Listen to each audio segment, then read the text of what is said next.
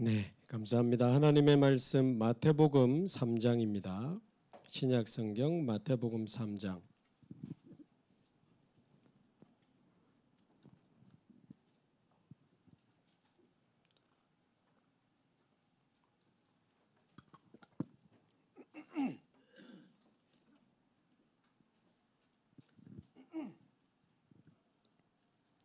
마태복음 3장 1절에서 12절까지.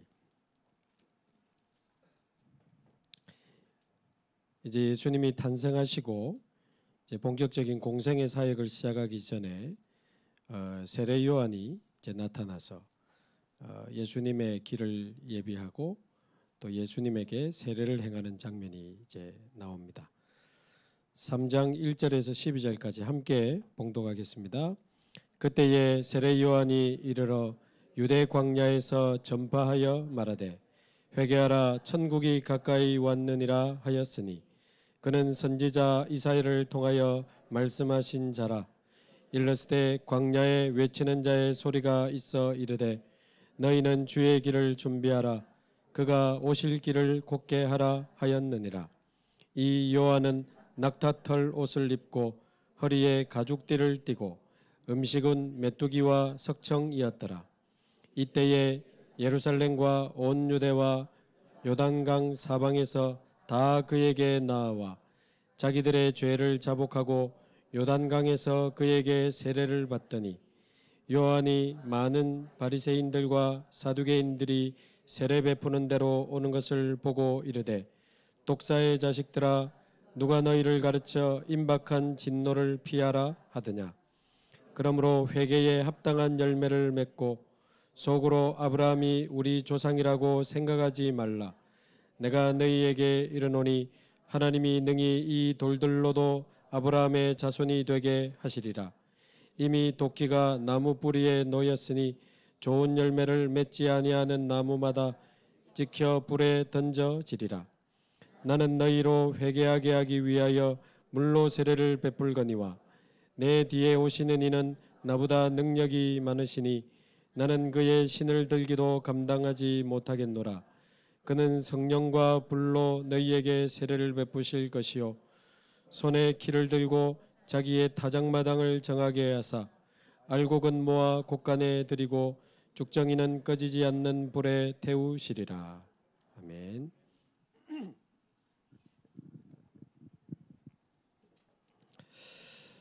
일부 때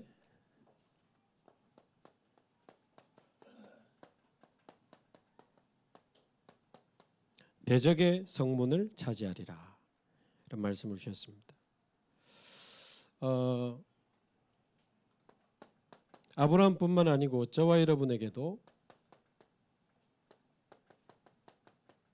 분명한 영적인 원수가 있습니다.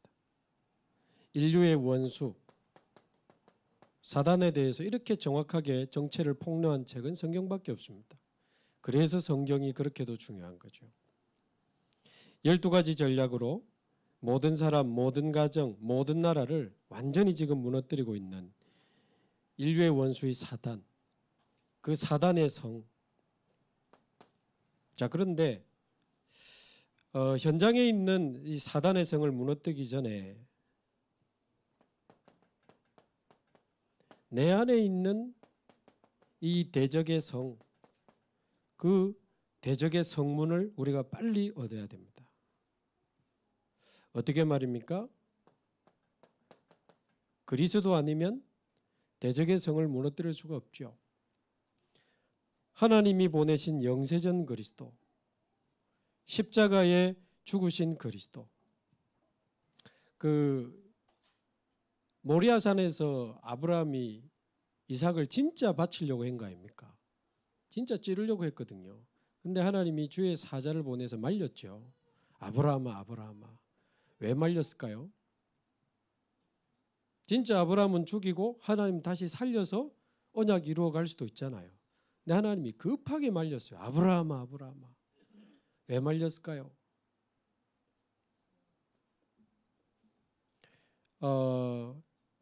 물론 찔러서 죽이면 하나님이 다시 살려서 언약을 이루시겠지만 그 아들을 찌른 아버지의 그 가슴은 어찌하시겠습니까? 아들을 찌른 아버지의 그 마음은 평생 얼마나 힘들겠어요. 또 반대로 이삭은 아버지가 나를 찔렀네. 어떤 문헌에 의하면 이삭이 아버지 나를 꽁꽁 묶어주세요 그랬다 하더라고. 성경에는 물론 없습니다. 그런데 이삭도 이제 죽을 만한 믿음이 있었다면 이렇게 표현은 그거는 잘 모르겠고. 근데 어쨌든 이삭이 아버지가 자기를 찔렀다? 그 평생의 상처를 어떻게 해야 되겠습니까? 아마 하나님이 그거를 차마 못 보신 것 같아. 말하자면 그래서 아브라함이 아들 이삭을 죽이는 것만큼은 사실은 허락지 아니하셨는데 그러면서 하나님 자신의 아들은 우리에게 내어주셨잖아요. 그 하나님의 사랑이 얼마나 큰지. 그 예수님 십자가에 잡히실 때 보면 해도 이렇게 빛을 잃고 깜깜해지는 그게 하나님이 고개를 돌린 장면이라고 저는 봐요. 그 하나님의 사랑으로 보내신 영세전 그리스도, 성육신 그리스도, 십자가에 죽으시고 부활하신 그리스도, 승천하셔서 보좌에 앉으신 그리스도, 재림주 그리스도, 그 그리스도가 나의 그리스도요, 나의 주인이요, 나의 왕으로 믿어질 때 우리 안에 남아있는 모든 대적의 성은 무너지게 됩니다. 저도 그랬거든요. 여러분 안에 대적의 성 남아 있으세요? 다 무너지셨어요? 대답이 없네. 옆에 안 물어보시죠. 대적의 성 남아 있습니까? 한 물어보시죠.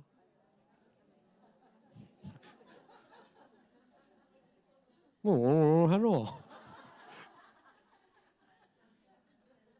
예수 믿는 순간 대적의 성문은 우리가 얻었는데 아직 대적의 성 안에 남아있던 이 찌꺼기들이 우리 안에 잘못된 각인 뿌리 체질들이 너무 많아요. 그래서 성삼위 하나님이 나와 함께 하시고 우리와 함께 하시고 모든 것을 합력하여 선을 이루신다는 이 사실이 믿어지는 위드 임마누엘 원네스의 시스템이 우리 안에 만들어지는 만큼 우리 안에 대적의 성은 무너지게 되어 있습니다. 그래서 아까 우리 권사님도 기도했고 오늘의 결론이지만 그래서 하나님이 이끌어 가시는 그 절대 흐름 5가지 흐름 속으로 빨리 들어가야 됩니다. 그래서 그리스도가 믿어지고 위드 임마누엘 원네스가 믿어지는 그 믿음으로 우리는 모든 부분에 여호와 이레의 믿음을 가지고 여호와의 산으로 올라가는 믿음의 도전을 시작하시기 바랍니다. 저와 여러분의 걸음걸음마다 대적의 성이 무너지게 되기를 바랍니다. 그러면 우리 가정, 우리 직장, 우리가 지금 사역하러 들어가는 모든 현장에 있는 대적의 성은 어떻게 무너뜨릴 수 있는가? 하나님이 하셔야 되죠. 그러나 강한 자 먼저 결박시켜야 그 안에 있는 구원받을 자를 가지고 나올 수 있기 때문에 언약 잡고 기도하는 원색 기도 운동, 하나님이 문 열어주시면 정확한 복음을 전하는 원색 복음 운동. 다른 사람은 잘 놀아주면 됩니다. 완전히 복음에 답을 얻고 반응하는 제자만 찾아내는 원색 제자 운동. 조용히 그 지역의 흑암은 이제 무너지는 겁니다.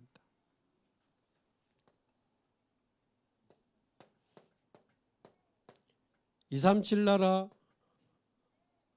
5천 종족의 이 대적의 성은 어떻게 우리가 무너뜨릴 수 있겠습니까? 절대 어렵지 않습니다. 한마디로 이 네피림의 성문을 어떻게 우리가 열 수 있겠습니까? 하나님이 예비하신 절대 제자 한 사람만 찾으면 이제 그 나라의 네피림 성문은 무너집니다. 한 사람. 지금 우리 그 7월 달에 가게 되는 방글라데시도 이 살람 목사님 한 분이 일어났는데 거기에 막 계속 제자들이 돌아오거든요. 한 사람만 일어나면 됩니다. 그리고는 그 현장에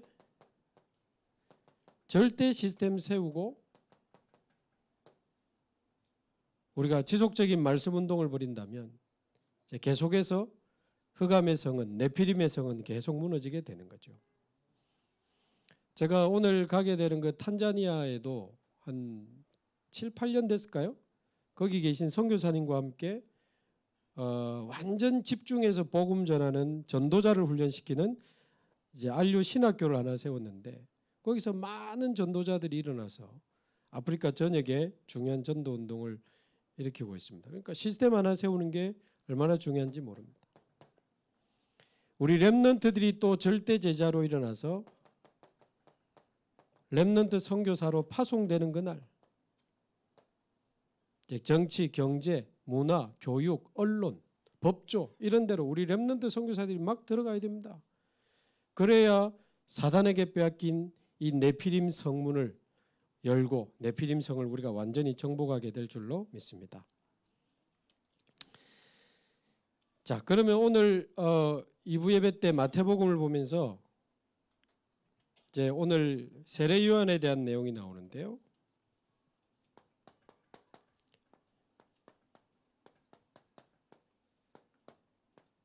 오늘 말씀 제목은 너희는 주의 길을 준비하라.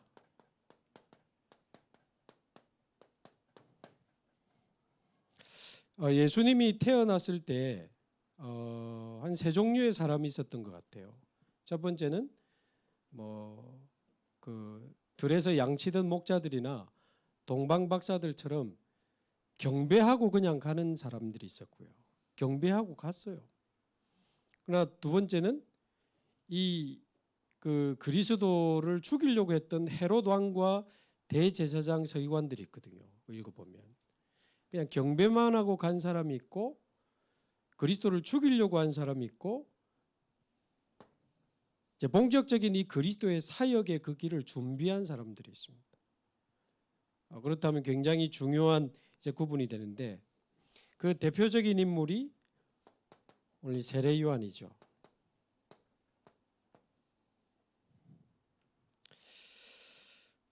세례 요한은 원래 그 제사장 지파 사람입니다. 레위 지파 제사장 가문의 사람이에요. 그래서 제사장이 돼가지고 그 좋은 옷 입고 에봇 성전 안에서 좋은 옷 입고 맛있는 거 먹으면서 편안하게 사역할 수 있는 사람입니다. 그런데 오늘 본문에 보면 어디 살아요? 광야에 살아요. 에봇이라고 하는 좋은 옷을 입은 게 아니고 뭐 입었습니까? 낙타털 옷을. 성전에서 맛있는 음식 먹은 게 아니고 메뚜기와 석청을 먹었다. 허리에 가죽띠를 띠고 메뚜기와 석청 꿀이죠. 물론 지금 굉장히 몸에 좋은 거긴 합니다. 요즘에 보는 영양식이긴 한데 그 당시로 봤을 때는 그냥 편안하게 맛있게 먹을 수 있는 음식이 아닌 거예요. 자, 이게 무슨 말이냐면 제사장 집회인데 왜 편안하게 성전에서 좋은 옷 입고 맛있는 거 먹으면서 사역 안 하고 왜 이렇게 하냐 그 말이죠. 그게 중요합니다.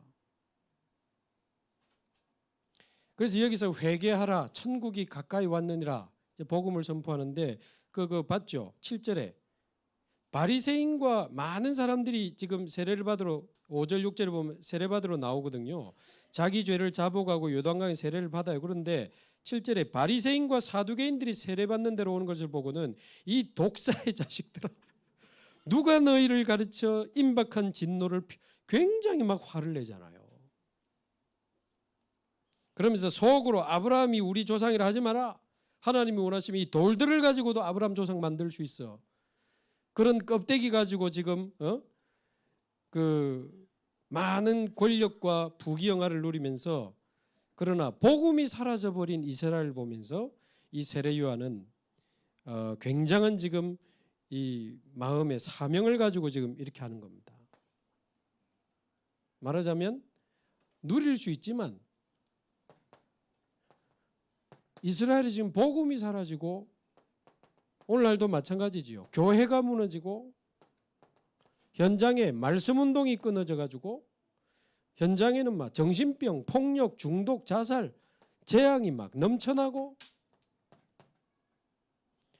특히 너무 소중한 우리 후대들까지 지금 다 죽어가는 상황에 내가 성전에서 좋은 옷 입고 맛있는 거 먹고 지금 사회계가 되겠냐 그 말이에요. 그래서 이게 기준은 아닙니다. 제가 좋은 교회 버리고 또 광야라고 하면 되겠습니까? 어느 날 주일날 제가 낙타털 옷을 입고 나타나면 되겠냐고요. 예? 당회실에 앉아가지고 메뚜기 구워 먹고 제가 석청 빨아먹고 이러면 되겠습니까? 이게 기준은 아니에요. 왜 이렇게 했냐가 중요하다고요. 요 5가지. 복음이 사라지고 교회가 무너지고 현장에 말씀운동이 끊어져서 현장은 완전 재앙시대로 뒤덮였고 후대들이 다 죽어가는데 내가 지금 편안하게 앉아서 맛있는 거 먹고 돌아다닐 지금 상황이 되냐 그 말이에요. 너무 소중하고 중요하고 시급한 사명이 있기 때문에 절제된 자유를 누린 겁니다. 반대로 어쩌면 세례요한이 성전에서 좋은 옷 입고 맛있는 거 먹어가면서 회개하라, 천국이 가까웠다 그러면 사람들이 별로 반응을 안 했을지도 몰라요. 그런데 지금 세례요한의 이 외침에 사람들은 굉장히 반응했거든요. 왜 그럴까요? 결국은 복음이 능력이고 생명이고 살립니다. 그 메시지가 생명이고 능력이지만 그 소중한 복음을 위하여 절제된 자유를 누린 이 세례요한의 삶을 보면서 사람들은 진정성을 느꼈겠죠. 제가 복음 이야기하면서 마음대로 살면 되겠습니까? 삶이 능력은 아닙니다. 그래서 그 고린도전서 9장 10장에 보면 우상제물 먹는 이야기 나오죠. 워낙 우상 숭배가 많아가지고 막 우상 숭배할 때 쓴 그 제물들이 시장에 그냥 나와서 팔고 하는 상황까지 간 거예요. 그게 울어야 될 상황 아닙니까? 그거는 다 놓치고 우상 제물 먹어도 되냐, 먹으면 안 되냐, 그거 가지고 막 교회 안에 다툼이 벌어지고 있는 거예요. 우상 제물이 이렇게 많이 쏟아지고 있다는 상황에 대해서 하나님 앞에 엎드리고 본격적인 전도 운동에 막 올인해도 모자랄 판에 교회 안에서 뭐 우상제물 먹어도 되나 안 먹어도 되나. 그 베드로의 바울의 대답입니다. 뭐 실수로 너무 많이 나와 있으니 어쩌다 그냥 사서 먹었는데 먹고 보이 우상제물이야. 근데 우리 그리스도인이 다 끝났는데 우상제물 먹는다고 뭐 지옥 갑니까? 한마디로 먹으면 좀 어떠냐. 그러면서 반대로 뭘 또 찾아다니면서 먹을 거냐 우상제물을. 어디 우상제물 없나? 그건 또 아니지 않냐. 한마디로 중요한 것도 아닌데 왜 그런 거 가지고 싸우냐. 그러면서 한마디 더 합니다. 그런데 내가 혹시 우상제물 먹다가 새신자가 옆에서 보고 시험 들거든. 먹지 마라. 그 이야기를 고린도전서 9장 10장에 하죠. 우린 그래서 하는 말이 이제 성경에 무슨 내용입니까? 고린도전서 10장 23절. 고린도전서 10장 23절을 보면 모든 것이 가하나 모든 것이 유익하지 않고 우리는 모든 것이 가하나 모든 것이 덕이 되지 않을 수 있으니 10장 31절 그러므로 먹든지 마시든지 오직 하나님의 영광을 위하여 하라. 그 내용입니다. 편안한 곳에서 맛있는 거 먹고 좋은 옷 입고 돌아다니면 되지만 하나님이 지금 가장 원하시는 게 뭐냐 그 말이죠. 그러니까 이 세례 요한은 굉장히 중요한 시간표에 하나님이 가장 그 시대에 원하는 걸 한 겁니다. 그래서 마태복음 11장 11절에 보면 예수님이 여자가 낳은 자 중에 가장 큰 자다. 이렇게까지 칭찬했거든요. 그러나 천국에서는 가장 작은 자도 세례 요한보다 크다. 그 말까지 했어요. 그게 무슨 말이냐면 세례 요한은 예수님의 십자가와 부활을 보지 못하고 마지막 선지자 역할하고 죽은 사람이에요. 그러니까 십자가 그리스도의 사역 이전에 그 수많은 선지자 중에 마지막 실제 그리스도로 오신 그 예수님에게 머리 얹어 세례한 사람이 세례 요한이에요.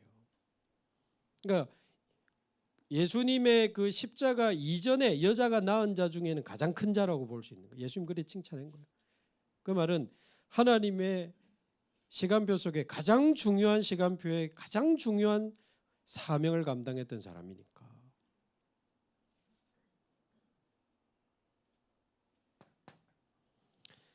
그러면서 이 세례 요한을 3절에 설명하기를 이 세례 요한은 선지자 이사야가 말씀했던 그 사람이다.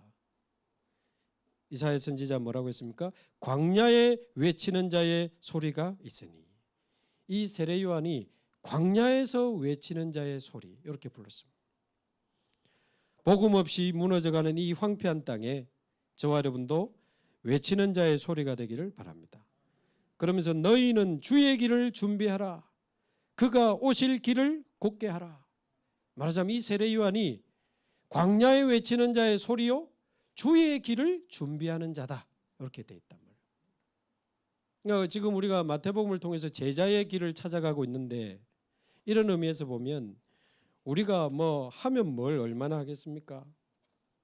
하나님이 하시면 이제 시작되고 하나님이 역사하시면 끝나는 건데 우리가 얼마나 중요한 부르심과 축복의 자리에 있는지를 아는 것이 굉장히 중요합니다. 자, 그런 의미에서 보면 성경에 오실 그리스도의 길을 준비한 자들이 있습니다. 여긴 지금 오셨잖아요. 오시기 전에 구약에 오실 그리스도의 길을 준비한 자, 말하자면 예수님의 초림을 준비하는데 쓰임받은 사람들이 있습니다. 진짜 은혜요 은혜로다, 영광이요 영광일세. 우리가 한번 태어나서 살다가 가는 인생 중에 그리스도의 길을 예비하는 일에 내가 쓰임받을 수 있다. 얼마나 은혜요 축복이요 영광입니까?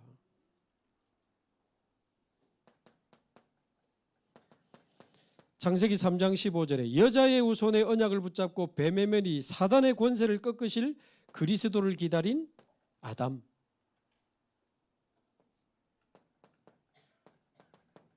창세기 6장 14절 네피림 재앙을 막을 방주운동의 언약을 붙잡고 하나님 앞에서 한 시대 앞에서 집중했던 노아. 이 여자의 후손이 그리스도를 상징하고 방주가 그리스도를 상징하잖아요. 이게 다 오실 그리스도를 준비하는 그 축복의 자리에 있었던 사람들입니다.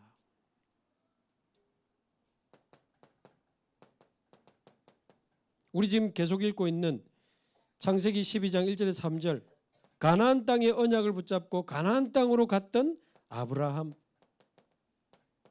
그 가나안 땅이 바로 예수 그리스도께서 오시고 죽으시고 부활하시고 성령으로 임하실 땅이 가나안 땅이거든요. 이제 다다음 주쯤 보게 되겠습니다만은 아브라함 땅이 가나안 땅, 아브라함 땅이란다. 아브라함이 가나안 땅으로 가잖아요. 그래가지고는 헤브론에 살다가 잠시 몇 년 그랄 땅으로 가지만 나중에 다시 가나안 땅으로 돌아와서 가나안 땅에 막벨라 굴을 돈 주고 사가지고 자기 아내 사라를 거기 장사하고 자기도 거기 장사됩니다. 결국 가나안 땅에 뼈를 묻었다 그 말이에요. 그 언약을 이어받은 요셉도 여러분 아시는 대로 애굽의 총리가 됩니다마는 요셉 죽을 때도 유언이 뭐였냐면 반드시 하나님이 우리 민족을 가나안 땅으로 다시 돌아가게 하실 것인데 그때 내 해골을 메고 나가겠다고 약속해달라. 그게 유언이었어요. 실제로 출애굽할 때 보면 요셉의 유골을 메고 나오는 장면이 있습니다. 성경 읽어보면 요셉도 가나안 땅에 자기 뼈를 묻기를 원했단 말이에요. 실제로 그 UBF 선교단체는요, 선교지에 딱 가면 손톱 깎아가지고 땅에 묻더라고. 손톱이 뼈잖아. 근데 뭐 손톱 묻는다고 또 그게 또 평생 내가 거기 인생이 들여집니까? 근데 하나의 뭐 의식이겠지. 이 땅에 내가 뼈를 묻겠다. 뭐 그런 뜻이겠죠. 또 손톱 깎아가 또 집에 묻지 말고 그런 제가 낙타토로 입고 오면 되겠냐고. 그게 기준 아니니까. 이 사람의 인생이 오실 그리스도의 길을 준비하는 자의 인생이 됐다니 얼마나 축복입니까? 성경에 많지만 출애굽기 3장 18절에 모세 희생제사, 그 피언약, 피제사의 언약을 붙잡은 이 모세의 인생도 또 성막에서 자랐던 사무엘, 여러분 사실상 처음이자 마지막으로 선지자, 제사장, 왕 삼중직을 동시에 했던 사람이 사무엘입니다. 제사를 드리고 그 다음에 백성들을 다스리면서 하나님의 말씀을 전달하는, 그러니까 사울 왕이 세워지기 전에 사무엘이 이스라엘을 다스렸더니 그렇게 성경에 나와요. 그러니까 사무엘도 사실은 그리스도를 상징하는 인물입니다. 그러면서 이 이사야는요 7장 14절에 보면 예수님의 처녀 탄생을 예언했고, 이사야 53장에 보면 예수님의 그 십자가의 고난과 죽으심을 예언했고, 다윗은 시편 16편 9절 10절에 그리스도의 부활을 예언했고, 요엘 선지자는 그리스도께서 성령으로 임하실 것을 예언한 선지자입니다. 많지만 이런 모든 사람과 선지자들이 오실 그리스도의 길을 준비하는 자의 축복을 받았다. 참 축복이죠. 자, 그러면 드디어 오셨습니다. 오신 그리스도의 길을 준비한 자들도 있습니다. 오신 그리스도. 마태, 마가, 누가, 요한복음에 보면 앞부분에 좀 나오죠.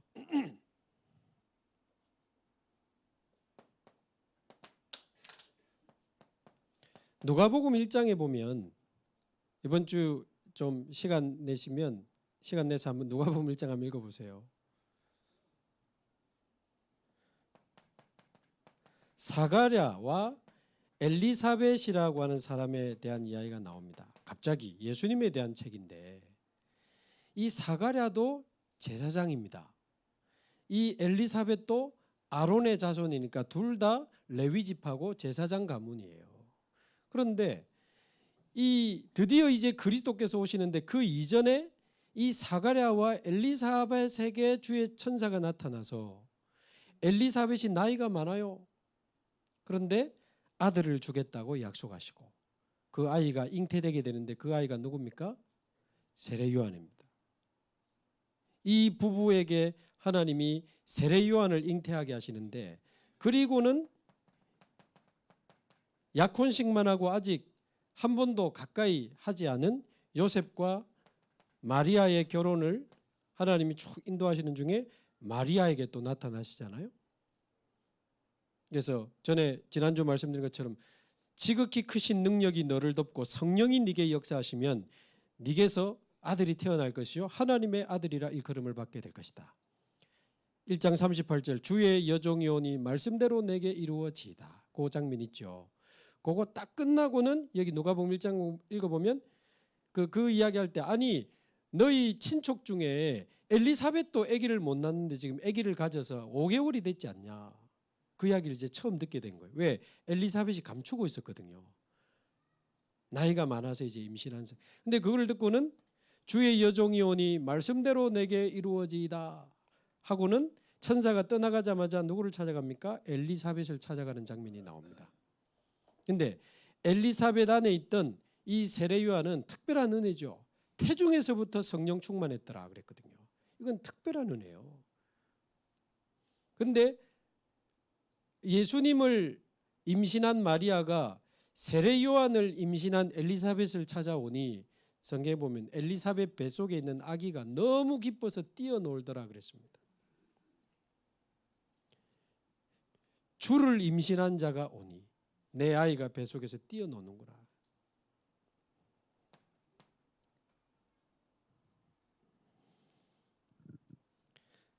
자, 그렇게 해서 이제 본격적인 나중에 이제 성인이 되어서 사역을 하게 되는 세례 요한인데요. 아까 말씀드린 것처럼 회개하라. 천국이 가까이 왔는데, 천국은 곧 그리스도로 말미암아 임하는 하나님의 나라, 이렇게 생각하시면 됩니다.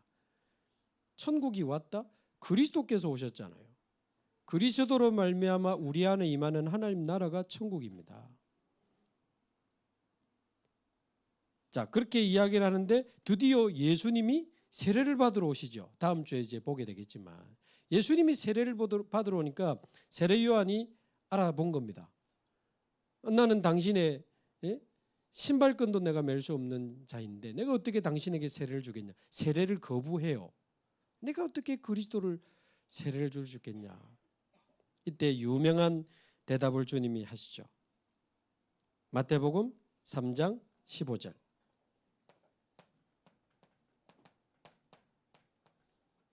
세례를 거부하는 세례 요한에게 예수님이 하신 대답입니다. 너와 내가 우리가 함께 하나님의 의를 이루자. 너와 내가 함께 하나님의 의를 이루자.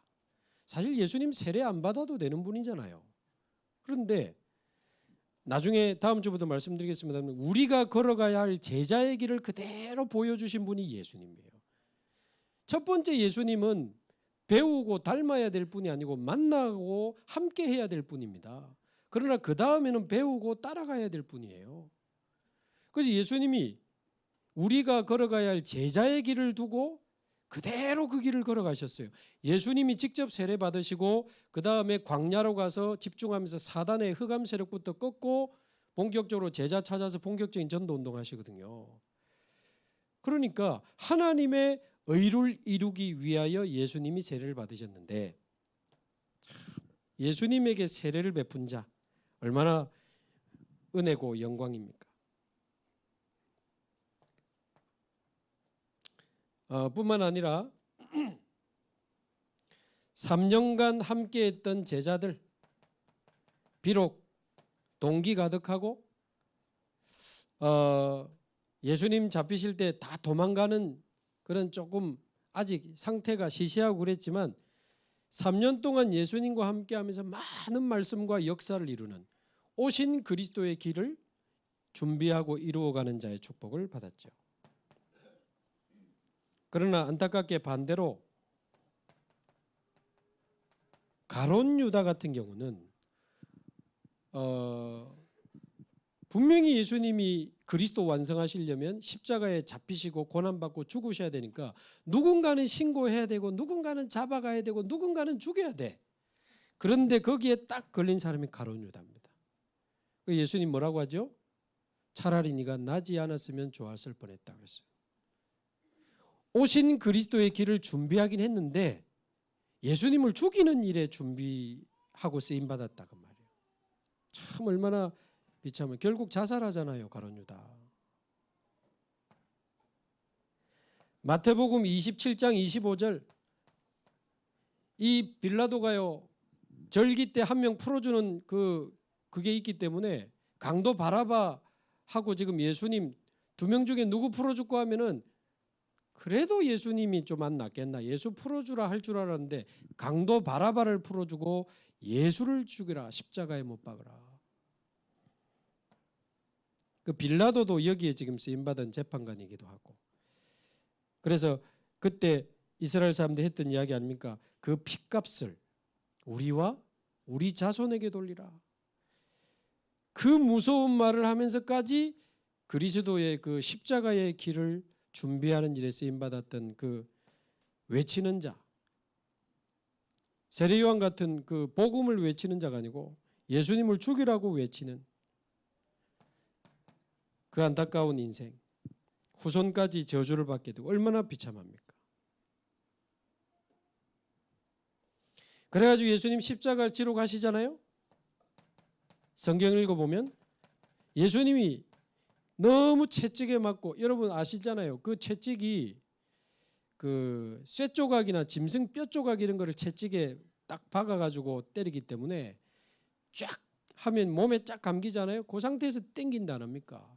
그럼 살점이 다 뜯기 나가고 하니까 얼마나 힘든 상태로 십자가를 메고 가겠습니까? 그때 군인들이 갑자기 옆에 있는 사람을 끄집고 네가 대신 지고 가 했는데 구레네 시몬. 구레네는 아프리카에서 온 사람입니다. 구레네 시몬이 예수님의 우리말로 얼떨결에 예수님의 십자가를 대신 지고 갔대. 조금. 저도 얼떨결에 여기 와 있는 거 아닌가 그런 생각이 좀. 제가 뭐 나는 그리스도를 믿어 이런 게 아니고 어쩌다 보이 하나님 은혜로 얼떨결에 내 입장에서는 얼떨결에 하나님은 창세전이지만 나는 얼떨결에 지금 주원교회 와 있거든요. 그걸 두 자로 은혜라고 하는 거 아닙니까?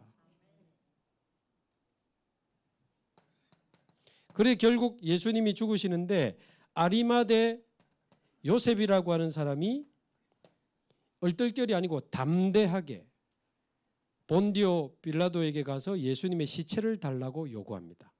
그 당시에 예수님 시체 가져갔다 완전히 찍히는 거거든요.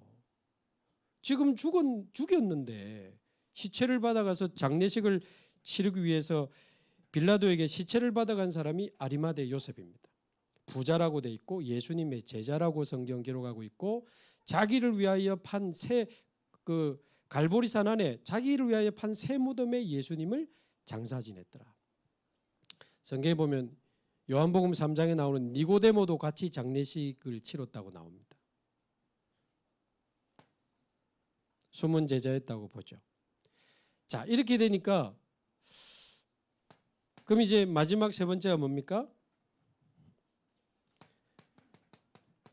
다시 오실 그리스도의 길을 준비하는 자. 바로 저와 여러분입니다. 아멘. 저와 여러분이 다시 오실 그리스도의 길을 준비하는 자로 하나님 우리를 부르셨다니까요. 우리가 그냥 예배드리고 헤어지는 게 아니고 우리 주님 다시 언제 오십니까? 마태복음 24장 14절 이 천국 복음이 온 세상에 전파되리니 그제야 끝이 오리라. 이 천국 복음이 동래구, 부산, 민족, 전 세계 237 나라 5천 종족까지 다 증거되고 나면 그제야 끝이 오리라. 세상 그 끝날에, 세상 그 마지막 날에 우리는 사랑하는 주님 얼굴을 다시 뵙게 될 것입니다. 우리는 다시 오실 주님의 그 재림을 준비하는 자로 재림의 그 길을 예비하는 자로 우리가 부름을 받은 거예요. 전도해가지고 교회 부흥시키는 게 아니고 다시 오실 그리스도의 길을 예비하는 자로 우리는 부름을 받았습니다.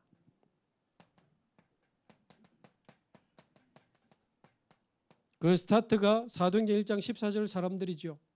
그리스도 하나님의 나라 오직 성령의 언약을 붙잡고 기도했던 그 사람들이 그 모임과 기도의 자리가 다시 오실 그리스도의 길을 준비하는 자리였다.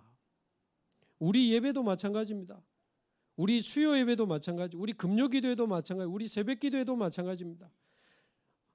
저와 여러분이 마태복음 24장 14절의 언약을 잡고 모인다면 주의 길을 다시 오실 주의 길을 준비하는 모임이 되는 줄로 믿습니다. 사도행전 6장 1절에서 7절 주의 길을 준비하는 이 교회가 어려움을 당했습니다.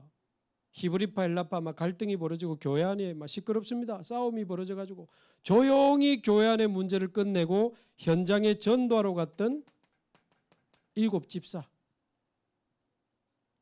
교회를 살리고 현장을 살린 이 7명의 집사가 바로 다시 오실 그리스도의 길을 준비하는 사람들이에요. 그 7 집사 중에 특히 7장 54절에서 60절 스데반 성령 충만하여 정확한 복음을 전하고 돌에 맞아 죽습니다. 그러나 그 죽음이 헛되지 않았어요. 그 스데반의 죽음으로 말미암아 그 환란으로 인하여 일어난 교회가 11장 19절에서 21절 안디옥 교회입니다. 말하자면 복음 앞에 죽음 앞에 두려워하지 않고 순교를 선택했던 그 스데반의 생명 건 믿음을 보고 생명 건 제자 수천 명이 일어난 거예요. 그 사람들이 모인 교회가 안디옥 교회입니다.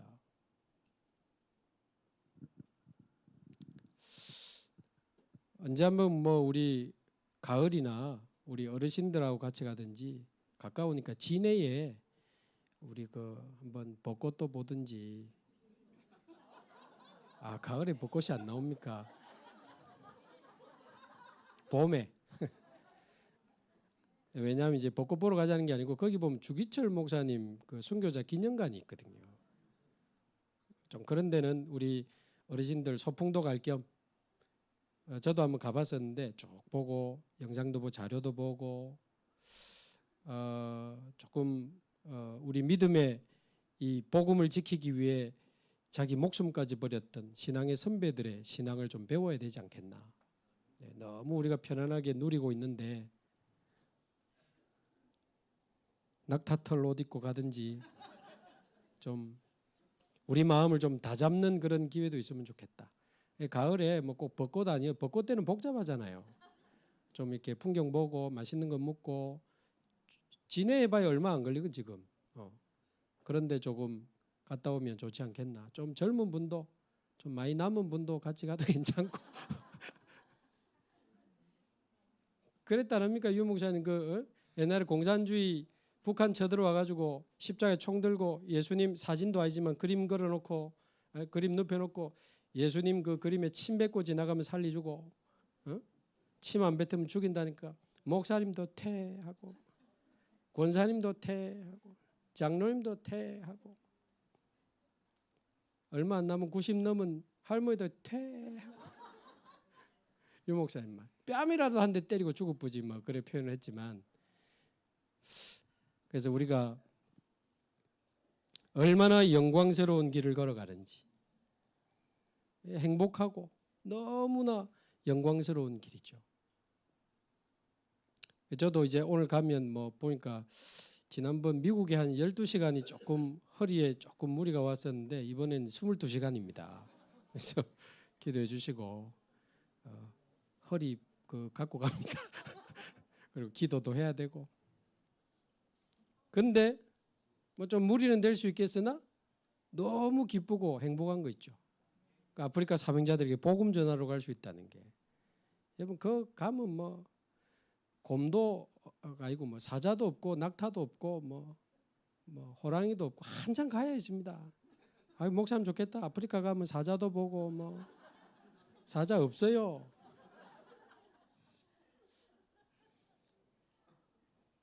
가면 4일 동안 메시지하고 바로 옵니다. 그게 뭐 뭐라고 그러지? 동물 보러 가는 거? 사파리. 하도 선교사님이 봐야 마음에 담긴데 가지고 옛날에 한번 보긴 했는데 재미도 없더라고. 어디 사자가 있나? 어디 코끼리가 있나? 왜 내가 코끼리를 보면 나는 제자가 좋아. 그러면서 그 다음에 갔는 제가 전에 있을 때 그 에다트 NGO 팀들하고 갔는데 또 사파리 이번에는 더 좋은 데 간다더라고. 나는 혼자 안 갔어요. 나는 제자들 보는 게 더 좋아. 아니 제자들 만나가지고 거기서 말씀 운동회를 하면 그거보다 행복한 일이 있겠습니까? 왜? 우리는 다시 오실 그리스도, 그 그리스도의 길을 예비하는 자, 세계복음화를 준비하는 자의 길을 걸어가고 있기 때문에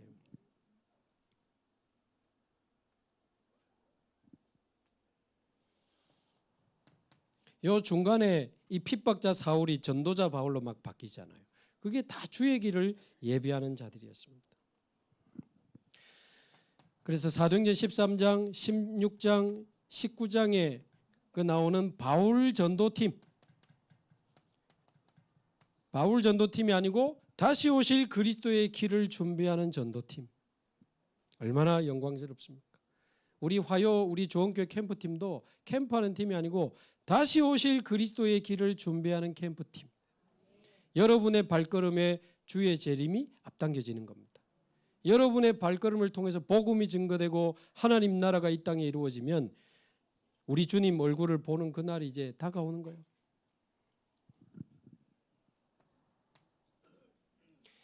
이렇게 전도에서 바울이 찾아낸 로마서 16장에 나오는 30명의 제자들, 보호자, 동력자, 식주인의 이름으로 바울과 함께 로마 복음에 뛰어들었던 그 30명의 절대 제자들, 바울과 같이 로마에서 복음 전하다가 바울과 같이 죽었습니다.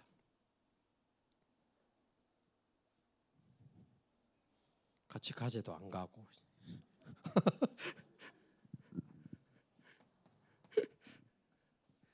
기도로 같이 가주시기 바랍니다. 저 혼자 보내지 마세요. 우리 경기도에 있는 목사님 한 분하고 이제 2명 같이 가는데 기도로 같이 가주시기 바랍니다. 저를 파송하지 마시고 그냥 기도로 같이 가주셔야 돼요. 제가 어쨌든 하루에 한 번씩이라도 뭐 사진이나 기도 제목 좀 올릴 테니까 기도해 주시기 바랍니다. 자, 이렇게 해서 다시 오실 그리스도의 길을 준비하는 그 전도자들의 여정은 로마 복음화를 이루게 되고, 로마 복음화는 유럽으로 복음이 확산되게 되고, 유럽에서 복음을 지키겠다고 건너온 미국으로 이 복음은 이 주의 재림을 예비하는 길은 건너가게 되고, 거기서 아시아로, 그러다가 조선, 이 한국에 이 복음이 증거되고, 그런 중에 우리 주원교회 여기까지 다시 오실 그리스도의 길을 준비하는 자의 흐름이, 여정이 여기까지 와 있는 겁니다. 이 주원교회 앉아 있는 나, 바로 여러분이 다시 오실 그리스도의 길을 예비하는 자들입니다. 그래서 유치하게, 또 치사하게, 또 뭐 너무 시시하게 그래 하지 마시고 아주 멋있게, 진짜 행복하게 이 귀한 영광스러운 사역을 잘 감당할 수 있기를 바랍니다. 이제 7지역이 있는데 지역별로 언약 잘 잡으시고, 사회 특성은 지난번처럼 안 하셔도 될 것 같아요. 그때 보니 너무 에너지를 소비를 많이 하시더라고. 옷 갈아입고 막 하고 막 와 이런 거 하는데 그건 이제 안 하셔도 될 것 같고, 그때 처음이니까 했고, 사회는 조금 지역 중직자께서 하시고, 기도 이렇게 또 뭐 지역 중직자 중에 한 분 하시고, 혹시 포럼할 분이 있으면 한 1, 2분 정도 간단하게 현장 포럼, 없으면 안 하셔도 됩니다. 억지로 안 하셔도 되고, 그렇게만 하면 제가 그 지역에 또 우리 캠프 방향의 메시지를 좀 잡도록 하겠습니다. 그리고 지금 매주 화요일 캠프가 일어나고 있는데, 시간이 가능하신 분들은 현장으로 좀 계속 따라 붙으시고 자꾸 봐야 됩니다. 보면서 이제 우리도 하게 되면 그 본 그것을 내 삶 속에서, 내 현장에서 직접 체험할 때 그게 더 확실하고 빠르거든요. 좀 보다가 내가 직접 하나님 역사를 보는 게 더 빠르고 정확합니다. 그렇게 인도를 좀 받으시고, 그럼 이제 지금 한 20명 정도의 사역자가 일어나서 한 87군데 다락방을 하고 있는데, 모든 성도님들이 일어나고 뭐 전 지역에 막 수십 군데, 수백 군데 말씀 운동이 일어나 있죠. 학교 안으로 초등학교, 중고등학교, 대학, 관공서, 아파트 단지, 병원, 군부대, 공단, 사무실 곳곳에 말씀 운동이 일어나야 됩니다. 그것이 다시 오실 우리 그리스도의 길을 준비하는 여정이라는 거 잊지 마시고, 자, 그러면 결론적으로 이 오실 그리스도의 길을 준비하는 자리에 있었던 그 사람들에게 하나님은 어떻게 하셨는가? 그야말로 시공간을 초월하는 보호자의 능력으로 역사하시면서 그때마다 막 100년의 응답, 1000년의 응답, 영원한 응답을 막 쏟아 부었습니다. 그냥 막 갖다 부었어요. 노아 보세요. 진짜 등기할 사람이 없다잖아요. 전 세계가 노아의 땅이었습니다. 아브라함 거부가 되어서 많은 하나님의 영광을 나타냈습니다. 요셉, 모세, 사무엘, 다윗, 이사야, 요엘, 하나님은 100년의 응답, 1000년의 응답, 영원한 응답을 이 여정 속에 막 쏟아부었거든요. 시공간을 초월하는 보호자의 능력으로 세례 요한과 예수님의 탄생. 자, 그렇다면 이제 다시 오실 그리스도의 길을 준비하는 그들의 여정에도 하나님은 초대교회와 바울의 여정 속에 시공간을 초월하는 보호자의 능력으로 역사하신 거잖아요. 생명건 30명 제자를 붙여주셔서 로마 복음화 하게 하셨습니다. 그렇다면 우리는 어떻습니까? 아무것도 없지만, 별 거 없지만 동일한 보호자의 축복과 능력으로 하나님이 역사하실 줄로 믿습니다. 자, 결론적으로 어떻게 하면 네피림 성을 정복하고 주의 길을, 다시 오실 주의 길을 예비할 수 있을까? 그게 1, 2부 제목이잖아요. 어떻게 하면 대적의 성을 무너뜨리고 다시 오실 그리스도의 길을 예비할 수 있을까? 이제 절대 흐름 5가지 속으로 들어가면 됩니다. 말씀 흐름 속으로, 기도의 흐름 속으로, 증인의 흐름 속으로, 내가 처한 현장을 살리는 현장의 흐름 속으로, 내게 주신 한 나라를 살리는 선교의 흐름 속으로, 이 5가지 흐름 속에 우리가 있어야 그게 신앙생활 아닙니까? 지난 수요예배 때 말씀드린 것처럼 나의 위치를 잘 확인하시고 이 5 흐름 속에 있는 절대 제자로 저희는 승리하기를 주님의 이름으로 축복합니다. 우리 합심해서 같이 한번 기도하겠습니다. 오늘 말씀 붙잡고 우리 자신이 얼마나 영광스러운 자리에 있음을 다시 한번 확인하시고 정말 이 복음이 온 세상에 전파되는 세계복음화를 위하여 다시 오실 주의 길을 준비하는 자로 내 남은 인생을 사용하여 주옵소서. 시공간 초월하는 보호자의 능력으로 역사하여 주옵시고 5가지 절대 흐름 속으로 들어가서 한 지역 한 나라를 살리는 참된 증인의 인생을 살아가게 하옵소서. 우리 합심해서 같이 한번 기도하겠습니다.